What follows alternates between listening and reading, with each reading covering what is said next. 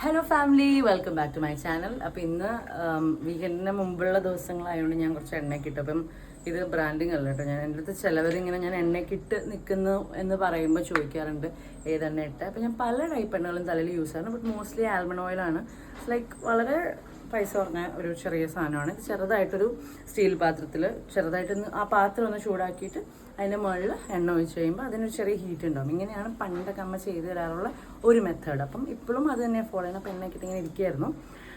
So വായോ, ഞാൻ കുറച്ച് സാധനങ്ങൾ കാണിച്ചു തരാം. അതായത് വേറെ ഒന്നുമല്ല, മിക്കവരും എൻ്റെ അടുത്ത് ചോദിക്കാറുണ്ട് നിങ്ങളൊക്കെ ഓരോ വീട്ടിലാണോ താമസിക്കുന്നത്. അങ്ങനെയല്ല കേസ്. അതായത് നമ്മളവിടെ എല്ലാവരും ഉള്ളത് അവിടെ തന്നെയാണ്. പക്ഷേ എനിക്കും ചേച്ചിക്കും ഓരോ വർക്ക് സ്പേസ് ഉണ്ട്. അപ്പം ചേച്ചിയുടെ ഷൂട്ട്സ് വരുമ്പോഴും ചേച്ചിയുടെ ബാൻഡ് മേറ്റ്സ് വരുമ്പോഴും ഒക്കെയും നമുക്കിങ്ങനെ എല്ലാ വട്ടവും ഓരോരുത്തർ ഓരോ സ്ഥലങ്ങളിൽ നിന്നൊക്കെയാണല്ലോ വരിക. അപ്പോൾ പ്രാക്ടീസുകൾക്കൊക്കെ ആണെങ്കിൽ നമ്മൾ ഓരോ സ്ഥലങ്ങൾ റെൻറ്റ് ഔട്ട് ചെയ്യാതിരിക്കാൻ വേണ്ടിയിട്ട് നമ്മൾ ഓരോ സ്പേസ് എടുത്തിരിക്കുന്നത്. അതുപോലെ എനിക്കാണെങ്കിലും എല്ലാ മീറ്റിങ്സും എല്ലാം നമ്മുടെ വീട്ടിൽ ചെയ്യാൻ പറ്റാത്തതുകൊണ്ട് എനിക്കും ഒരു വർക്ക് സ്പേസ് ഉണ്ട്. അപ്പോൾ ചില ദിവസങ്ങളിൽ നമ്മൾ ഇവിടെയൊക്കെ ആയിട്ട് കിടക്കും. അപ്പോൾ അങ്ങനെ വരുമ്പോഴാണ് ഈ എൻ്റെ ലഞ്ച് പ്രിപ്പറേഷൻ വേറെ, നമ്മുടെ ലഞ്ച് പ്രിപ്പറേഷൻ വേറെ എന്നുള്ള സീൻ വരിക. എന്നാലും അവിടെ അമ്മ മത്സരിച്ച് ഓണസദ്യയുടെ ഓരോ സാധനങ്ങൾ ഇടുമ്പം അതിൻ്റെ 7 അയൽക്കത്ത് പോലും ഞാൻ എത്തില്ല എന്ന് എനിക്കറിയാം. പക്ഷെ എന്നാലും ഞാനിവിടെ എനിക്കതൊരു മോട്ടിവേഷനായിട്ട് ഞാൻ ഓരോന്നോരോന്ന് ഉണ്ടാക്കി നോക്കും. പിന്നെ ഇവിടെ ഈ പറഞ്ഞ പോലെ ഭയങ്കര അസ്തറ്റിക്സ് ഉള്ളൊരു സ്ഥലമൊന്നും അല്ലാത്തത് കൊണ്ട് ഞാൻ എന്താ പറയുക, അതുകൊണ്ടാണ് ഞാൻ പല വീഡിയോസൊന്നും ഇടാത്തത്. പക്ഷേ കുറേ സാധനങ്ങളൊക്കെ കുക്ക് ചെയ്യാറുണ്ട്. അപ്പോൾ ഇന്നത്തെ ലഞ്ച് എന്താണെന്ന് കാണിച്ചു തരാം, വായോ. അപ്പോൾ ആദ്യം തന്നെ ചോറ്, പിന്നെ അച്ചിങ്ങ. ഞങ്ങൾ ഇതിനെ പറയുന്നത് അച്ചിങ്ങ എന്നാണ്. അച്ചിങ്ങ പല സ്ഥലത്തും പയറെന്നൊക്കെയും പറയും. അപ്പോൾ അത് ഇങ്ങനെ ചെറുതായിട്ട് ഇങ്ങനെ ഉലത്തിയതുണ്ട്. അത് ലൈക്ക് ഒരുപാട് എണ്ണയും ഒരുപാട് ഇതൊന്നും ഇല്ലാത്തൊരു പ്രിപ്പറേഷൻ. പിന്നെ ചിക്കൻ കറി അല്ലെങ്കിൽ ബീഫ് കറിയുടെയൊക്കെ ടേസ്റ്റിൽ ചെയ്തിട്ടുള്ള കോളിഫ്ലവർ കറി ഉണ്ട്.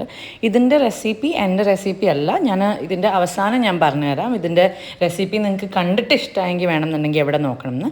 പിന്നെ എൻ്റെ മോസ്റ്റ് ഫേവറേറ്റ് ആയിട്ടുള്ള സർലാസ്, നമ്മുടെ അങ്കമാലി സർലാസാണ്. അത് നമ്മുടെ കൈ വെച്ചിട്ട് ഇങ്ങനെ ഞെരടി എടുത്തൊരു സാധനമാണ്. എനിക്ക് ഭയങ്കര ഇഷ്ടമാണ്. അപ്പോൾ നമുക്ക് പ്ലേറ്റ് ചെയ്യാം അല്ലേ. അപ്പോൾ കുറച്ച് ചോറെടുത്തിടുക. ഞാൻ ഒരുപാട് ചോറ് കഴിക്കാറില്ല. എന്നെ കണ്ടാൽ ചിലപ്പോൾ തോന്നുമായിരിക്കും, പക്ഷേ അതൊക്കെ ഞാൻ സ്നാക്സ് ഒക്കെ തിന്നുന്നതിൻ്റെ തടിയും ഒക്കെയാണ്. ബട്ട് ചോറ് വളരെ കുറച്ച് കഴിക്കാറില്ല. അപ്പോൾ ഇച്ചിരി ചോറെടുത്തു.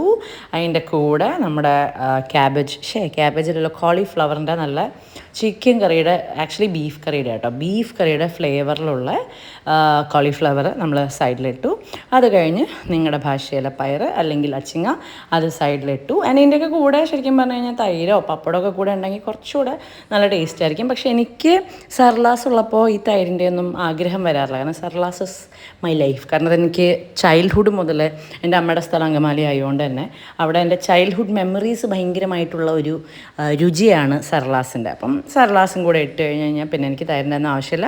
പക്ഷേ വേണമെങ്കിൽ നിങ്ങൾക്ക് ഇതിൻ്റെ കൂടെ ഒരു മുട്ടയോ ഒരു പപ്പടമോ കുറച്ച് തൈരൊക്കെ ഉണ്ടെങ്കിൽ അടിപൊളിയായിരിക്കും. പിന്നെ ഒരു നുള്ള അച്ചാറും കൂടെ വെച്ച് റെഡിയായിട്ടോ. അപ്പോൾ റെഡിയായി. എനിക്ക് തോന്നുന്നു പുറത്ത് നല്ല മഴയായതുകൊണ്ട് ഞാൻ സംസാരിക്കുന്നതിന് ചിലപ്പോൾ ഒരു ഇച്ചിരി വോളിയം കുറവുണ്ടാകും. പക്ഷെ മാക്സിമം തൊഴിലിട്ട് സംസാരിക്കാം. അപ്പോൾ നമുക്ക് കുറച്ച് കോളിഫ്ലവറും നമ്മുടെ സർലാസും മാത്രം കഴിച്ചു നോക്കാം എങ്ങനെ ഉണ്ടെന്ന്.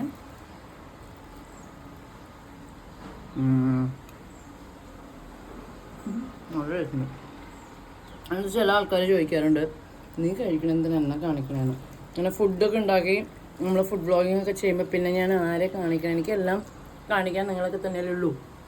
ഒരു ബോയ് ഫ്രണ്ട് ഉണ്ടോ, ഒരു ഹസ്ബൻഡ് ഉണ്ടോ? എനിക്ക് കുക്ക് ചെയ്ത് കൊടുക്കാൻ ഞാൻ മാത്രമേ ഉള്ളൂ. എൻ്റെ അമ്മയ്ക്കൊക്കെ ഞാൻ വേറെ കുക്ക് ചെയ്ത് കൊടുക്കാറുണ്ട്, പാപ്പന് കുക്ക് ചെയ്ത് കൊടുക്കാറുണ്ട്.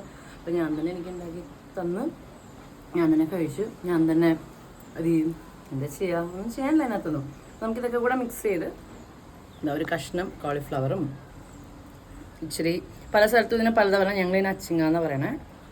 ഇതിൻ്റെ ഇതും ഒരു തൊണ്ടൻ ഇതും കൂടെ ഇട്ടിട്ട് വെരി സിമ്പിൾ ലഞ്ചാണെങ്കിലും കാലൊക്കെ ലഞ്ചാട്ടോ അതൊക്കെ. Okay, so this is the urula for you, the meet.